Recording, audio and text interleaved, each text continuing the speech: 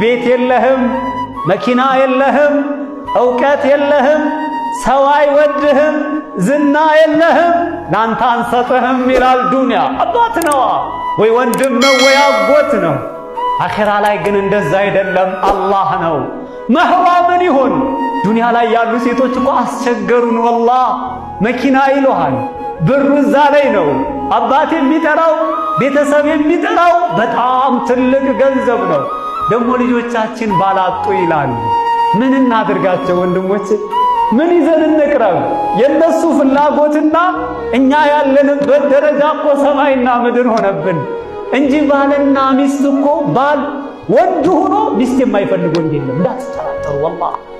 ሐራም ለዛ የለው፣ ደሃ ነው የሚያደርገው፣ ውስጥ ሰላም የለው፣ ከቤተሰቦች ጋር ሰላም አትሆን፣ ሰላምህን እኮ ነው የሚያጠፋብህ ወላሂ።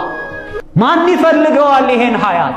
አባቶች ግን እምቢ ሲሉ መህራቸው ሲገዝፍ የግደታ ወደዛ እየሄዱ ነዛ መሶበድ ያቃታቸው ይሳሳቱ ጀመር።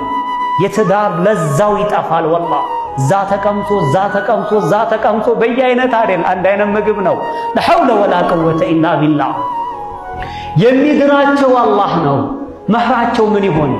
መህራቸው ዱንያ ላይ ተውባ፣ ዱንያ ላይ ተቅዋ፣ ዱንያ ላይ ኢማን፣ መልካም ንግግር፣ መልካምን መስማት፣ መልካም ስራ ነው።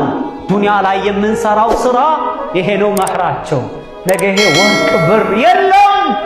ምን አይነት ቤት ይሆን የምታስቀምጣት?